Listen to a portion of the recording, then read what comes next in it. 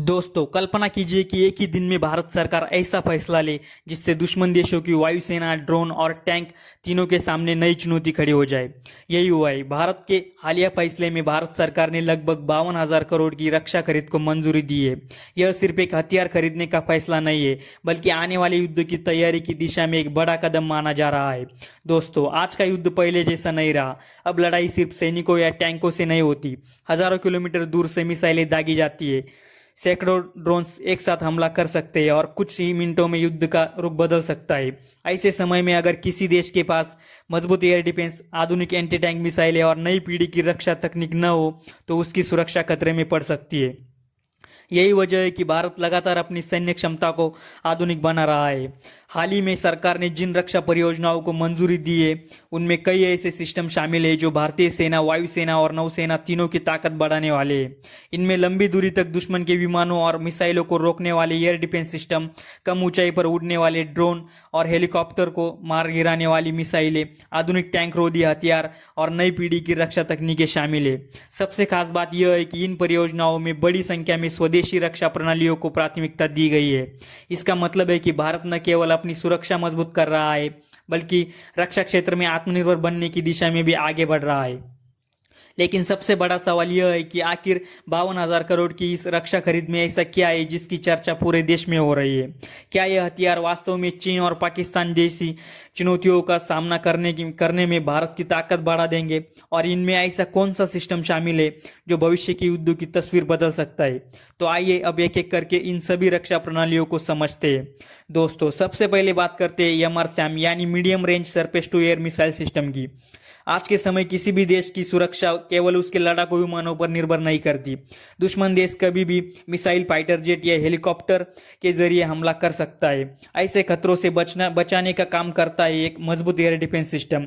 एमआरसैम की सबसे बड़ी खासियत यह है कि यह मध्यम दूरी से आने वाले हवाई खतरों को पहचान कर उन्हें हवा में ही नष्ट करने की क्षमता रखता है। इसकी मदद से भारतीय सेना और वायुसेना अपने महत्वपूर्ण सैन्य ठिकानों, एयरबेस और रणनीतिक क्षेत्रों की सुरक्षा पहले से कई बेहतर तरीके से कर पाएंगी। अब बात करते हैं वी-शोराट्स की। अगर एमआरसैम मध्यम दूरी के खतरों के लिए तैयार है, तो वही वी-शोराट्स काम करता है ऊंचाई पर उड़ने वाले लक्ष्यों को खत्म करने का। आज दुनिया भर के युद्धों में छोटे ड्रोन और हेलीकॉप्टर सबसे बड़ा खतरा बनकर उभरे हैं। इन्हें पारंपरिक हथियारों से रोकना आसान नहीं होता। यही पर भी शोराट्स बेहद महत्वपूर्ण साबित होता है। यह कम ऊंचाई पर तेजी से उड़ रहे ड्रोन, हेलीकॉप्टर और अन्य हवाई लक्ष्यों को कुछ ही क्षणों में निशाना बना सकता है। सीमा पर तैनात सैनिकों के लिए यह एक मजबूत सुरक्षा कवच की तरह काम करेगा। अब बात करते हैं आकाश तरंग की। युद्ध के दौरान सबसे बड़ी चुनौती केवल दुश्मन को देखना नहीं होती, बल्कि सही समय पर सही जानकारी हर यूनिट तक पहुंचाना भी होता है। आकाश तरंग एक ऐसा आधुनिक नेटवर्क है और कमांड सिस्टम है जो अलग अलग रडार, एयर डिफेंस यूनिट और कमांड सेंटर को आपस में जोड़ने का काम करता है। इसका फायदा यह होगा कि अगर किसी दिशा से दुश्मन का विमान, ड्रोन या मिसाइल आती है तो उसकी जानकारी कुछ ही क्षणों में संबंधित रक्षा इकाइयों तक पहुंच जाएगी। इससे प्रतिक्रिया देने का समय कम होगा और दुश्मन के हमले को अधिक प्रभावी तरीके से रोका जा सकेगा। यानी एक तरफ एमआरसैम मध्यम दूरी के खतरों से रक्षा करेगा, तो वही दूसरी तरफ वी-शोराट्स कम ऊंचाई वाले लक्ष्यों को रोकेगा। जबकि आकाश तरंग इन सभी प्रणालियों को एक साथ जोड़कर भारत की हवाई सुरक्षा को और अधिक प्रभावी बनाएगा। लेकिन यह रक्षा खरीद केवल आसमान तक सीमित नहीं है। जमीन पर दुश्मन के सबसे खतरनाक हथियार टैंकों का जवाब देने के लिए भी भारत ने एक बड़ा कदम उठाया है। अब जानते हैं उस स्वदेशी मिसाइल के बारे में जिसे भारत का नया टैंक किलर कहा जा रहा है। इस रक्षा खरीद के सबसे महत्वपूर्ण स्वदेशी हथियारों में से एक man portable anti tank guided missile की। आधुनिक युद्ध में टैंक अब भी किसी भी सेना की सबसे शक्तिशाली ताकतों में गिने जाते हैं। लेकिन अगर सेना के पास ऐसा हथियार हो जो सुरक्षित दूरी से दुश्मन के टैंक को कुछ ही सेकंड्स में नष्ट कर सके, तो युद्ध का पूरा संतुलन बदल सकता है। सीमा पर तैनात भारतीय सैनिकों के लिए यह क्षमता बेहद महत्वपूर्ण है, क्योंकि इससे उनकी सुरक्षा भी बढ़ती है और दुश्मन के बख्तरबंद दस्तों को रोकना भी आसान हो जाता है। लेकिन आज का युद्ध केवल टैंकों तक सीमित नहीं है। हाल के वर्षों में दुनिया ने देखा है कि ड्रोन युद्ध की तस्वीर बदल सकते हैं। छोटे, सस्ते और बड़ी संख्या में इस्तेमाल होने वाले ड्रोन अब किसी भी सेना के लिए चुनौती बन चुके हैं। इसी कारण भारत भी अपनी एंटी ड्रोन क्षमता और आधुनिक ड्रोन तकनीकों को तेजी से मजबूत कर रहा है। नई रक्षा योजनाओं का उद्देश्य केवल पारंपरिक युद्ध की तैयारी नहीं, बल्कि भविष्य के तकनीकी युद्धों के लिए भी भारतीय सेना को तैयार करना है। अगर रणनीतिक दृष्टि से देखें तो यह फैसला ऐसे समय में आया है जब भारत की भी सीमाओं पर चीन और पाकिस्तान दोनों के साथ सुरक्षा चुनौतियां बनी हुई है। एक तरफ एलएसी पर चीन अपना लगातार अपनी सैन्य क्षमताओं को बढ़ा रहा है, वहीं दूसरी ओर पाकिस्तान भी ड्रोन, मिसाइल और सीमा पार गतिविधियों के जरिए नई चुनौतियां पैदा करने की कोशिश करता रहा है। ऐसे माहौल में मजबूत एयर डिफेंस, आधुनिक टैंक रोधी हथियार और तेज कमांड नेटवर्क भारत की रक्षा तैयारियों को नई मजबूती देते हैं। यानी 52,000 करोड़ की यह रक्षा खरीद केवल नए हथियार जोड़ने का फैसला नहीं है, बल्कि आने वाले वर्षों की सुरक्षा चुनौतियों का ध्यान में रखकर बनाई गई एक दीर्घकालिक रणनीति का हिस्सा है।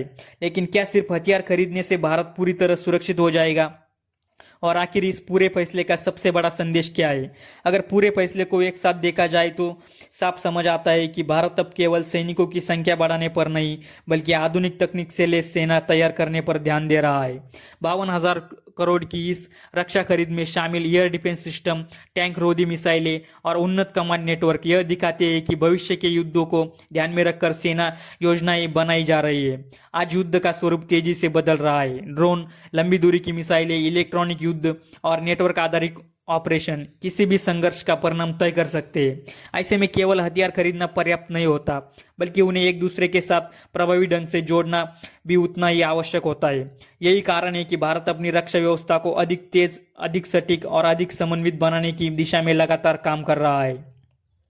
हालांकि किसी भी रक्षा खरीद की वास्तविक सफलता तभी साबित होती है जब ये प्रणालियां समय पर सेना तक पहुंचे, उनका प्रभावी प्रशिक्षण हो और उन्हें जरूरत पड़ने पर पूरी क्षमता के साथ इस्तेमाल किया जा सके। फिर भी विशेषज्ञों का मानना है कि यह फैसला भारत की सैन्य तैयारियों को नई दिशा देने वाला साबित हो सकता है। इससे न केवल सीमाओं की सुरक्षा मजबूत होगी, बल्कि संभावित विरोधियों के लिए यह एक स्पष्ट संदेश होगा कि भारत अपनी सुरक्षा से जुड़े मामलों में लगातार आधुनिक और आत्मनिर्भर बनने की राह पर आगे बढ़ रहा है। अब सबसे बड़ा सवाल आपसे है, क्या आपको लगता है कि 52,000 करोड़ की यह रक्षा खरीद भारत की सुरक्षा को पहले से कई अधिक मजबूत बनाएगी? अपनी राय कमेंट करके जरूर बताएं। वीडियो अगर पसंद आया हो तो लाइक जरूर करें और ऐसे ही भारत की रक्षा से जुड़ी जानकारी के लिए चैनल को सब्सक्राइब करें। जय हिंद।